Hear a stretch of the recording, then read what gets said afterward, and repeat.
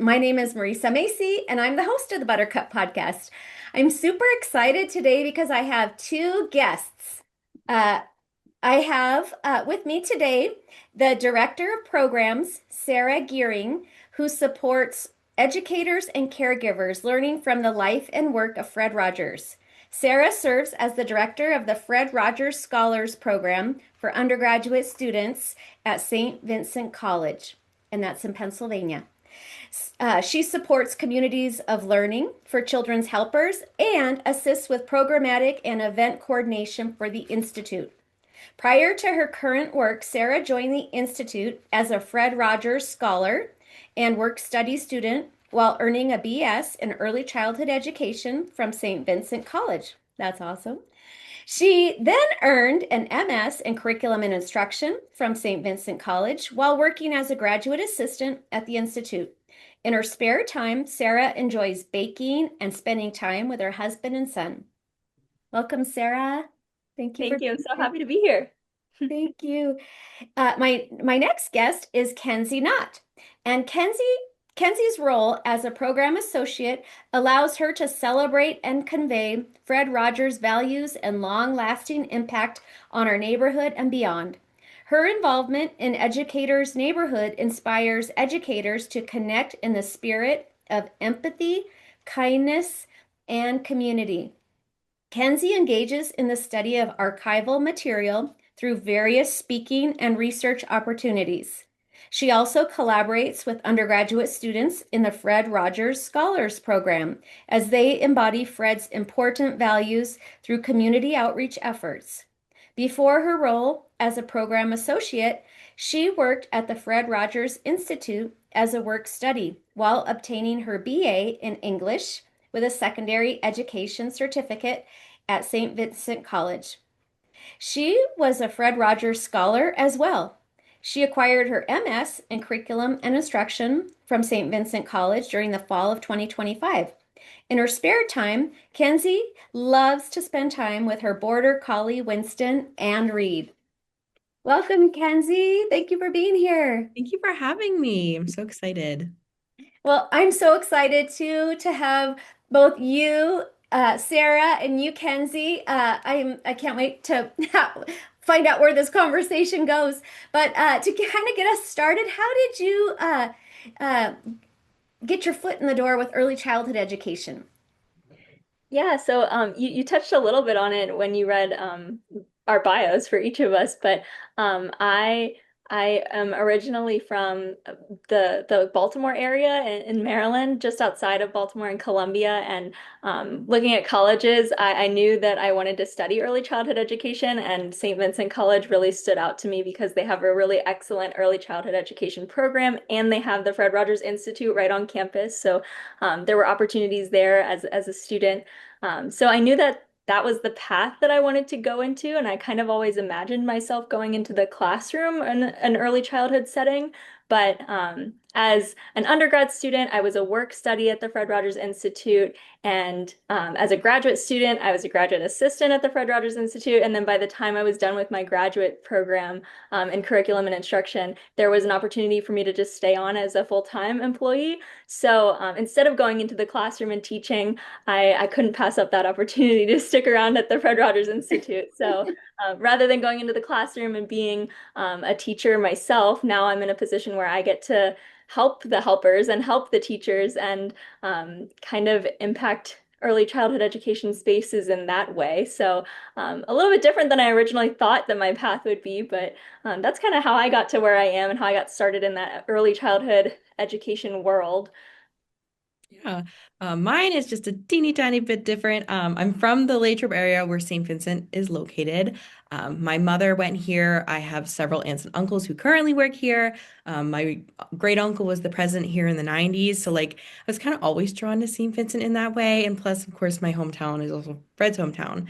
And even though my background is in secondary education, I started working here as an undergrad because my aunt also works here and she was like, this is a great program. You should come. and work in, we have a research lab called the Incubator 143 Lab. So I did a lot of research work as an undergraduate. And then, kind of like Sarah, I stayed on as a graduate assistant. And about halfway through my master's program and my assistantship, I was asked to come on full time, which has been absolutely amazing. This will be, I think, going on my second year, which is very fun. But yeah, I that's how I came upon early childhood education work. And like as I said, my background's in middle school, high school, but I love working in the ECE field and helping teachers and helping the helpers, like Sarah said. That is awesome. Thank you, Kenzie. And so you're both from the Mid-Atlantic region, uh, different states. And one thing I have in common with you, Kenzie, is I also was English. I majored in English for my undergrad, and then uh, um, that's where I kind of started. And I really appreciate you both sharing your journey and where you started from in our field because my students are the ones who watch this podcast or listen to it. And I love for them to hear other people's stories about how you started your career. Well, could you talk a little bit about what you do at Fred Rogers Institute? Because I am so excited to find out what your work is like, what you guys are working on now, all that good stuff. Yeah, when people ask this question, I always say like, "What don't we do?" Because I feel like there's just such a large range of things we do, Sarah. But uh, so to start, so we offer a number of different free resources on our website to help educators and those who work with or care for children. So, for instance, we recently re-released an older resource that we updated called "How to Talk to Children About Difficult Things in the News." And we actually released an English version and a Spanish version, which is super exciting. We also have a number of different topics about talking with children about other different difficult things, such as like addiction and divorce. And again, like I said, those are totally free and on our website. And we also have actually a video of the difficult things in the news that our director, Emma Swift-Lee, kind of talks through that resource, which leads me to our symposium series events as well, which are kind of similar in nature. They're free. We focus on a different number of topics. They're online too. And then people just really just need to register and you get the free recording, which is really fun. And we've done like a number of different topics on that one, Sarah. I know for now, we're currently working through like a technology series. And I know the next one is for specifically for parents, talking and working with technology in the home. But we've done one centered in, our audiences for teachers, but again, it kind of differs and changes around. I know we have another one coming up with our archivist, Emily, who's going to come up hopefully a little bit later too, because she's amazing, talking through the archive with everyone because we're currently in the process of digitizing it. So it'll be the first time all of the Fred Rogers archive materials will be online and available through her, of course. But yeah, that's our symposium series. We also have our Educators Neighborhood program, which is specifically catered to educators of all different kinds of contexts. Like we have pre-K to 12 educators, we have professors such as yourself, we have those who help educators in different ways. We have tutors, we have librarians, just lots of different people who help educate our children in some capacity. And they're centered around the six fundamentals of learning and growing, which were created by Fred and Barry Head in 1983. And they are, and I'm going to get this right, Sarah, you're not going to have to correct me in anything. A sense of self-worth, a sense of trust, curiosity, the capacity to look and listen carefully, um, the capacity to play, and then times of solitude. And each month of the school year, so like September to May or June, we look at one of those specific fundamentals and have conversations around them. And people will have those conversations with folks within their own context. And that's like all across the country or across the world. Because our program is online, we welcome just about everybody. We've had people from Hong Kong and England and Italy and, right here in Pittsburgh. So tons of different people just talking about their love of Fred and their love of the work that they do and the way that they care for children, which is super special. And I've said this before, and I don't know about you, Sarah, but it's actually one of my favorite parts of my job is getting to talk with these educators and learn from them because I say we learn from them as much as they learn from one another. Like it is beautiful to kind of be a fly in the wall for those conversations, really. And then what else? We have our Work of Fred Rogers conference, which we've done for the past few years now. And it's a multi-day conference right here in Latrobe, centered around individuals and their work related to Fred in some way. Like, Sarah, I was trying to think, do you know any example presentations we could talk about ones we've done in the past, just as an example? For work of Fred. Yeah. Yeah, so I know last year I remember some of the really exceptional ones that I went to. One person that was involved in our educators neighborhood community did a presentation on she's focused in like the early childhood space as well, but she's a professor for early childhood like pre-service teachers, so similar to you, Marisa, and she did a presentation on how to create fairy gardens with early childhood students and how to cultivate curiosity and imagination. So that's like a really out of the box and really specific thing, but we often see a lot of presentations and workshops and sessions for that conference that are like tangible, practical things that are inspired by the work of Fred Rogers that people can share with other educators and then take right from that conference and pull right into their practice. So that was a really specific one. I know that we had another presenter do a workshop around how he creates video messages for his preschool students. So whether it's like right before the school year starts or over like a winter break or over a holiday break, he'll send videos home to the families of his students. And he walked through like how he does that, what formats he used, gave examples of how he does those video messaging for these teeny tiny humans. And it was really fun and engaging and obviously very inspired by Fred as well because of the whole, sending these kind words and kind messages and reminders of like, you mean something to me. And when I'm not with you, I'm still thinking about you.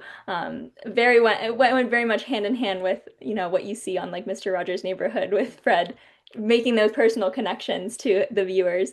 Those are two examples that come right to the top of my head, but and yeah, I want to also mention that our Work of Fred Rogers conference for this year is on July 8th and 9th.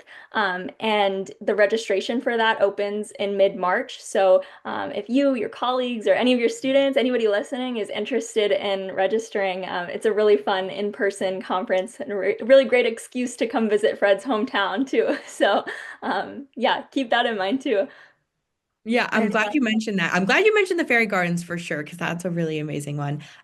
Educators Neighborhood too, kind of to backtrack a little bit, our like applications for the 26-27 year open up on March 1st. So this is like great timing.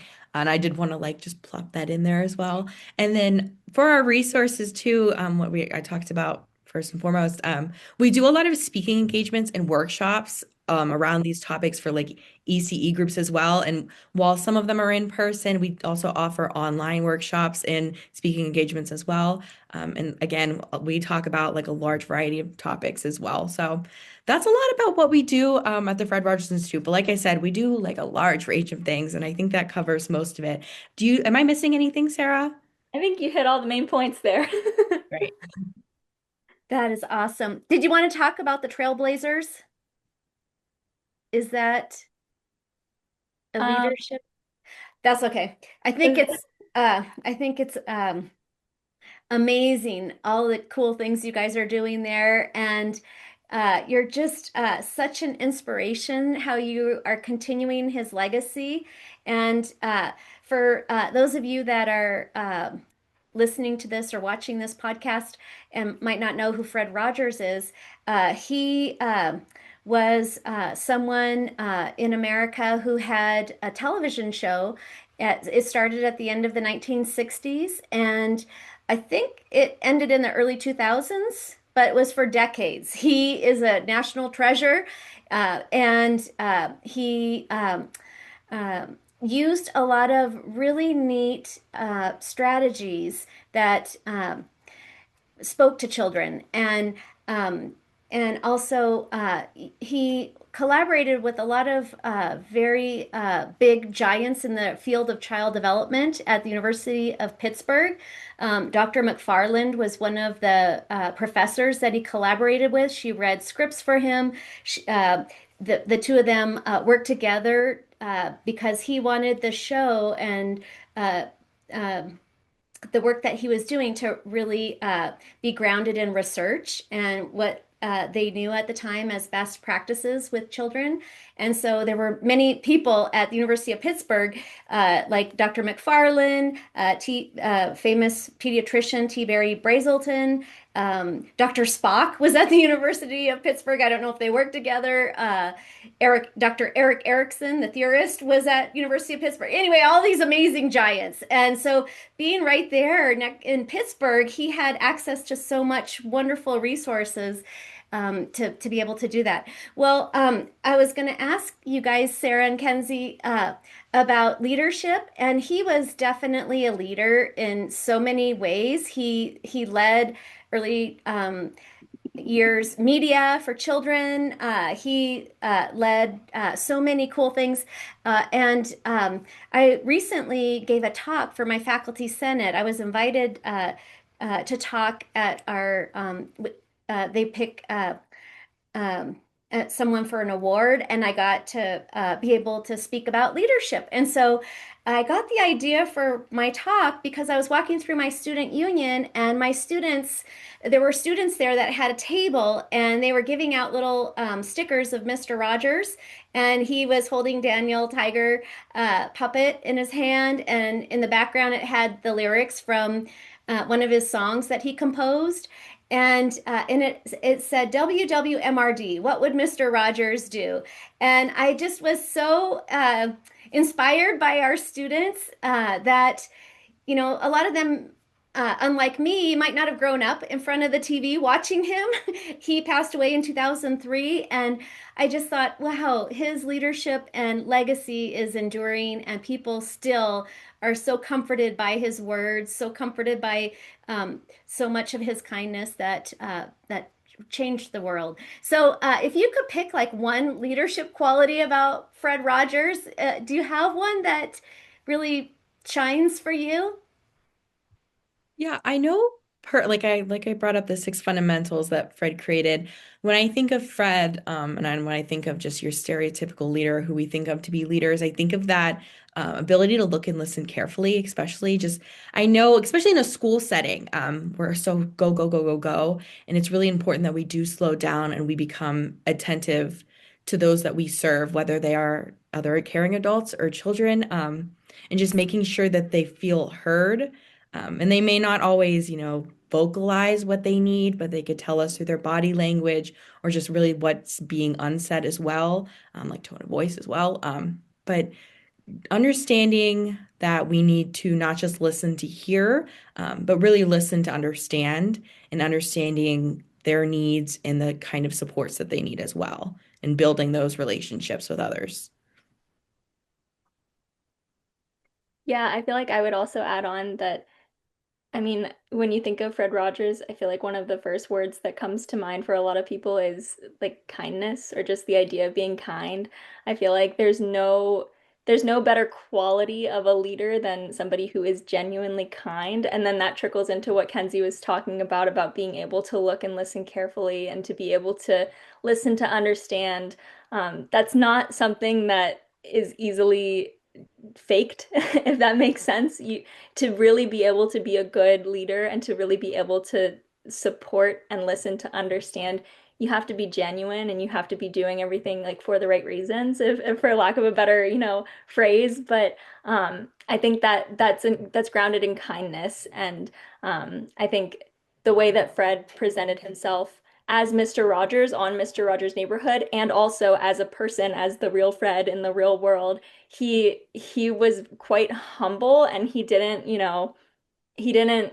come across as like, oh, I'm Mr. Rogers, I'm famous, I'm this TV personality, I'm better than you. Nothing like that. It was very much like I do this for the people that I serve, not out of a self-serving motive. So I think kindness is definitely the root of good leadership too.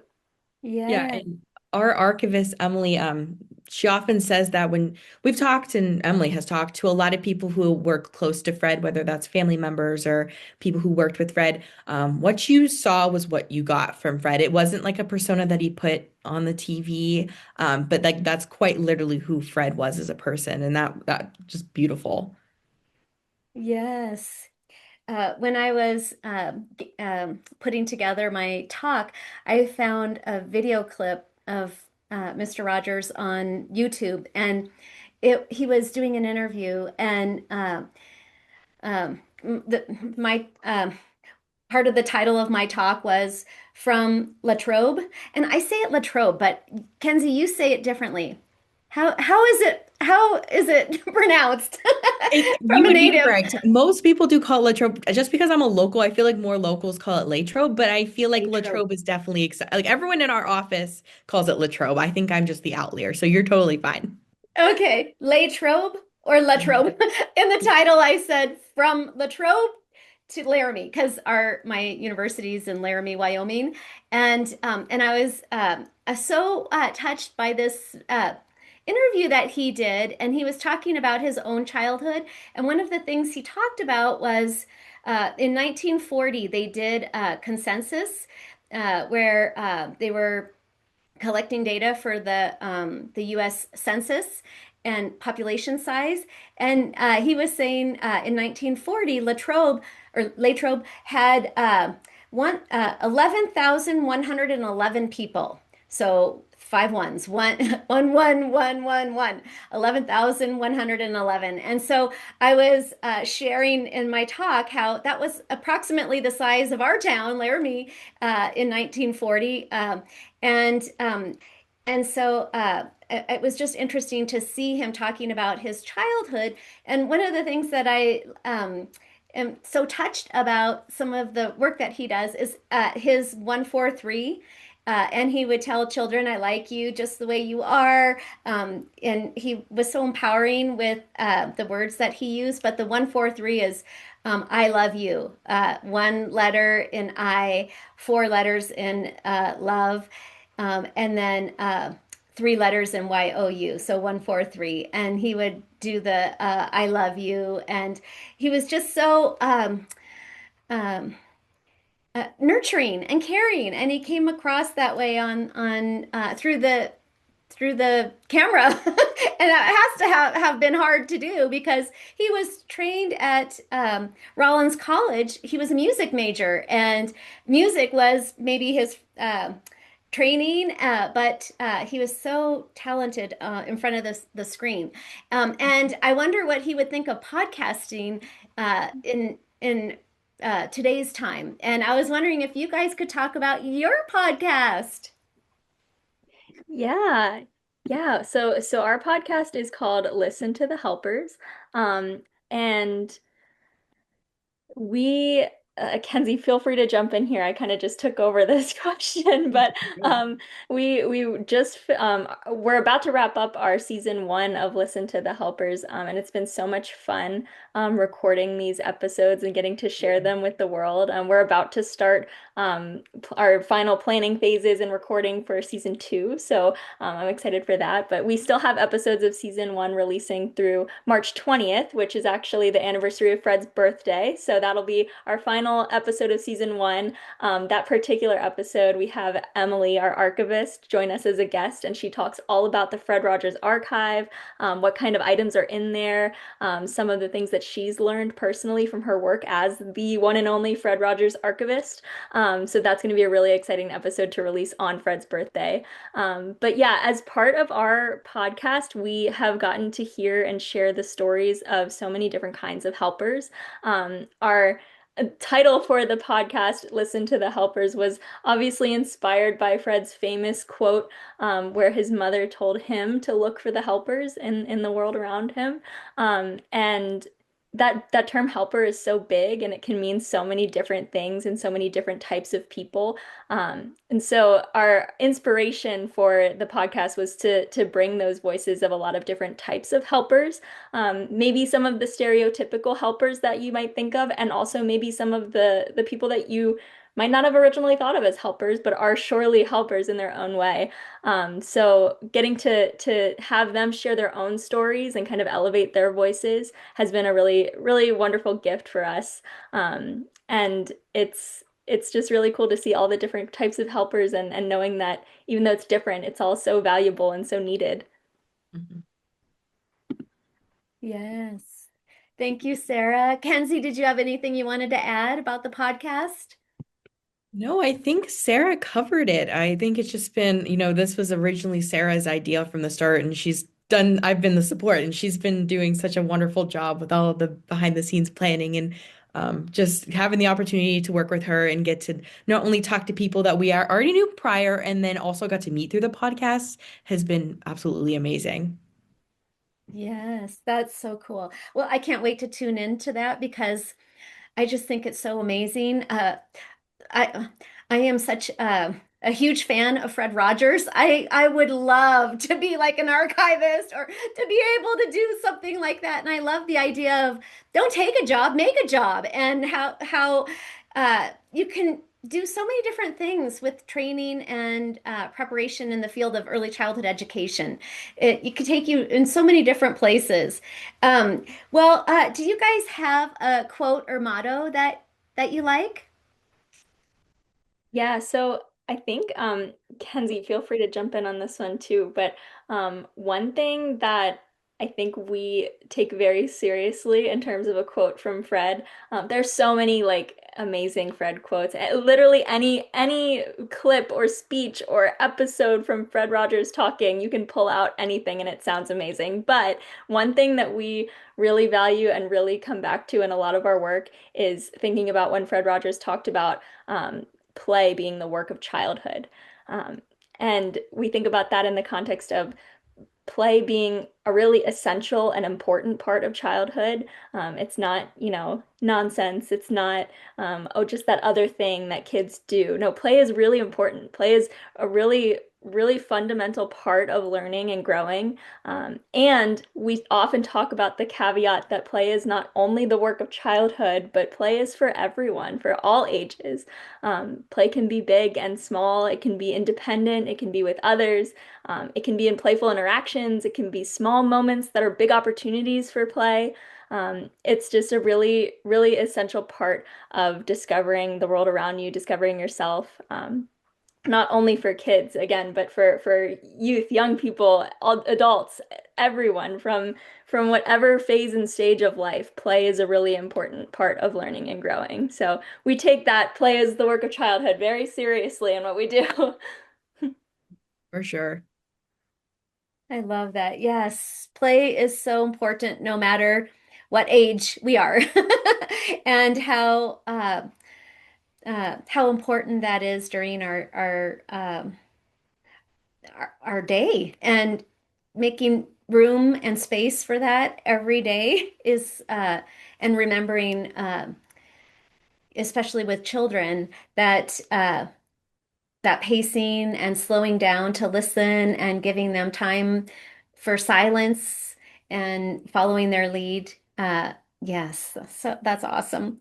Well, Fred Rogers is an inspiration to all of us. You have an institute there at Saint Vincent College, uh, and we're all three inspired by Fred Rogers. Is there anyone else who inspires you? Yeah, she's come up quite a bit, and Sarah, I think you can agree with me here, but our archivist Emily Urin would totally serve as our inspiration. Just the way that she so successfully and deeply cares about Fred's legacy. So this is someone who, she's local to the area, but she doesn't have a personal connection with Fred. She's not related to him. She, has never even met him, but she does carry on his legacy in just such a beautiful way. She knows quite literally probably the most about Fred outside of his actual family. She really does. And it's quite amazing. Like if we ask her, hey, do you have this particular, like we want to study this very broad idea, and she'll come back to us with the most like very narrowed down in like detailed artifact materials that quite literally just helps us and is so amazing. And I could talk about Emily all the time. And I know that this is her job and this is what she does for a living, but I don't know, she just puts so much care into it in making sure that his legacy is honored by those who study in the archive, who are usually helpers and educators today. And then just in general, from like a colleague perspective, she's just really dedicated and hilarious and thoughtful and joyful to be around. And like Sarah said, our episode talking to her about the archive and what she does is going to be released on Fred's birthday. And we're hoping we can talk to her more in our podcast. Any excuse to really showcase Emily and all of the amazing work that she does, we try to do at the Institute. So I think I'd have to go with Emily here. And to give you a little bit of context about the Fred Rogers Archive, we have over 22,000 items, like physical paper items, all from Fred's life and work. A lot of it is like professional items, like drafts of scripts or music scores for songs that he wrote for the show. And some of the items are personal things. Like Emily gets to go through all of his daily calendars. He was very adamant about keeping track of his daily calendars. So she has, I don't even know how many daily calendars. Kenzee, you might know the answer to that, but it's a lot. So And she many. goes through each of them, and sometimes she'll be like, "Oh, Fred had this for breakfast on March 21st of this year." It's like silly things like that, but it is so many wonderful artifacts and resources from his time working on the show, from his time working with people who he viewed as his advisors and trusted, collaborators in that process.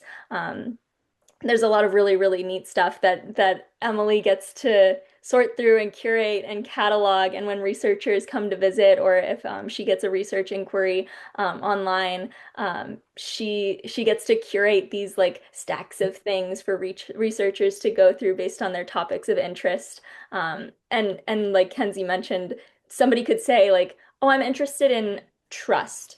And Emily will come back with the most amazing stack of really specific things where Fred either talked directly about trust, or there was this one time that he gave this speech and it kind of related to trust. But people will read these things and leave in tears because it's just such a joyful and wonderful experience to be reading Fred's words in whatever context they're interested in learning about. So yeah, Emily has a very big job. That's all to say that she does a wonderful, wonderful thing, keeping Fred's legacy alive and moving forward into today.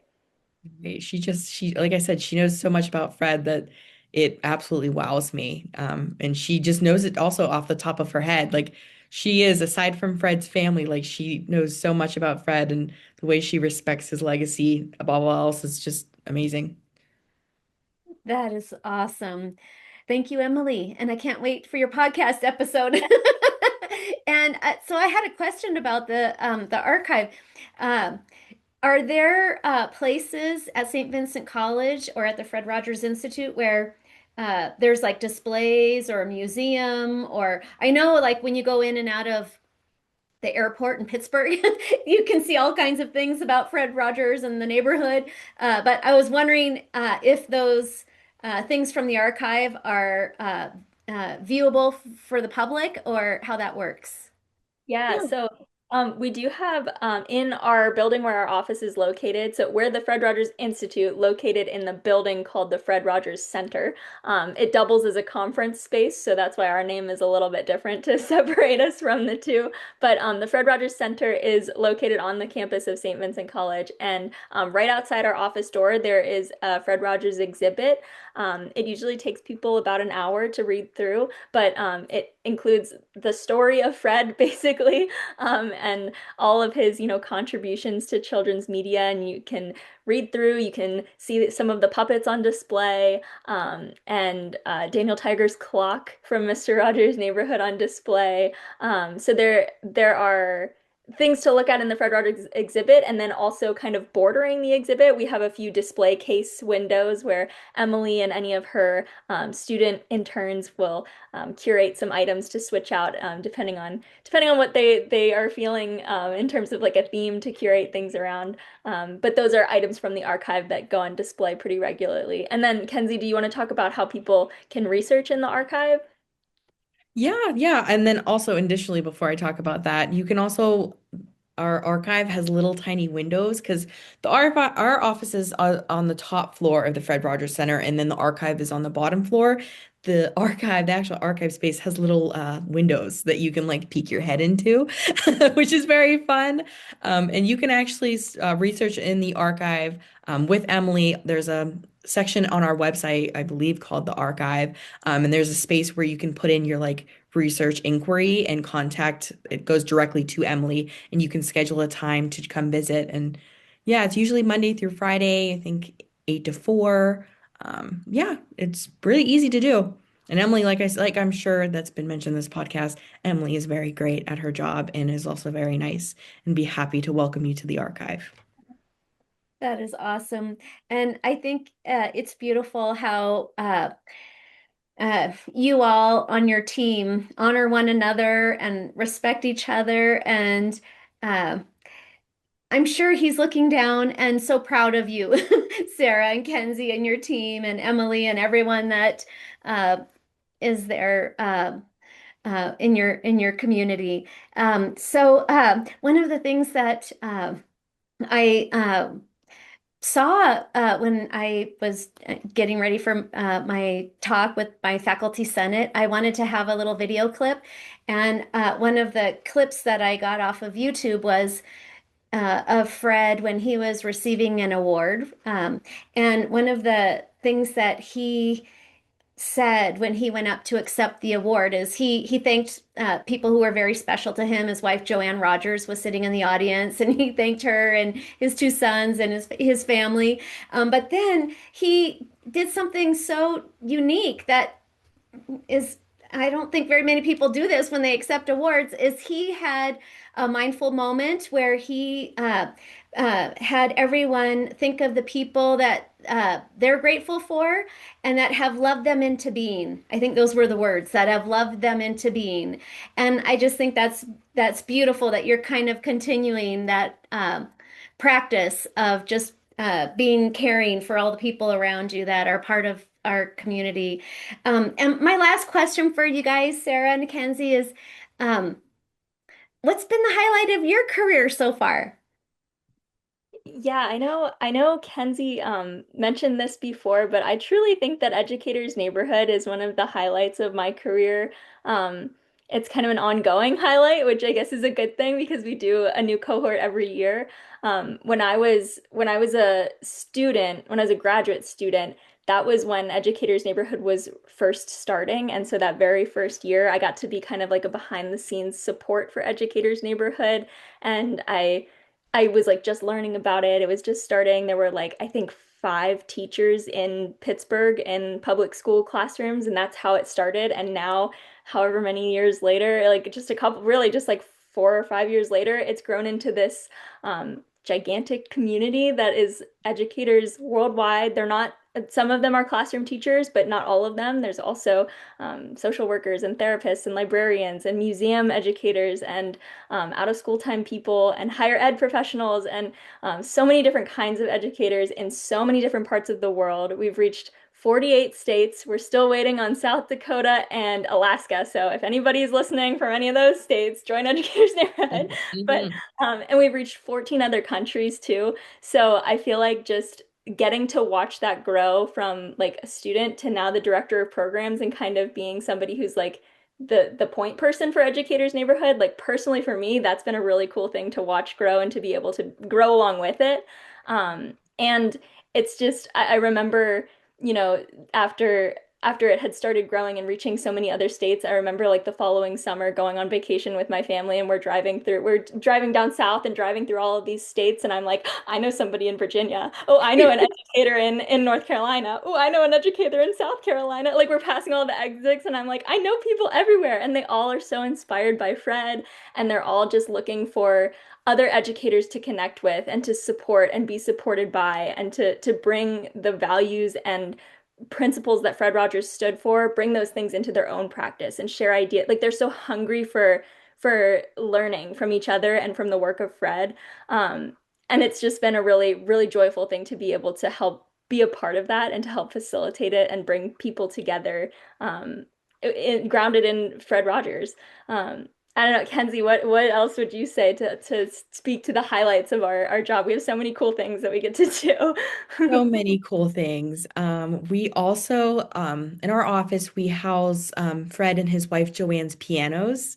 And every once in a while, we'll welcome someone to play the pianos, usually someone who can actually play, because fortunately, no one on our staff knows how to play the pianos, and we're really sad about it.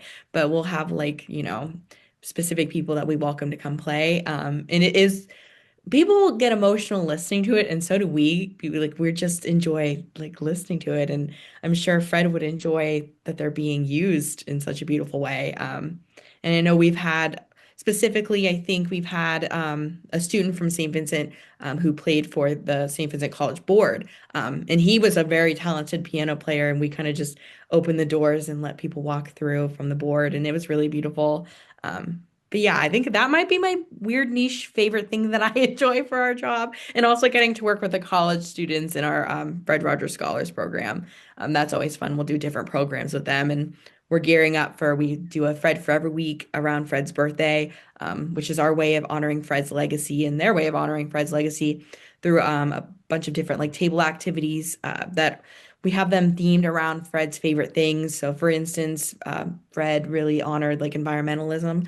And we have like a group who are making or teaching students on campus how to make bird feeders out of pine cones. So we'll just have a table at our student center and students will come and make pine cone bird feeders. But stuff like that, I really enjoy as well.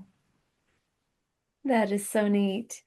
And congratulations on being a Fred Rogers Scholar, both of you. And now you get to mentor the next generation of scholars in the Fred Rogers Scholars Program. And that's just so neat, all the cool things you guys are doing. Well, how can listeners follow you? Yeah, you can find our podcast, Listen to the Helpers, on Spotify, Apple Podcasts, and on YouTube. And you can find the Fred Rogers Institute on Instagram and Facebook and LinkedIn and on X or Twitter.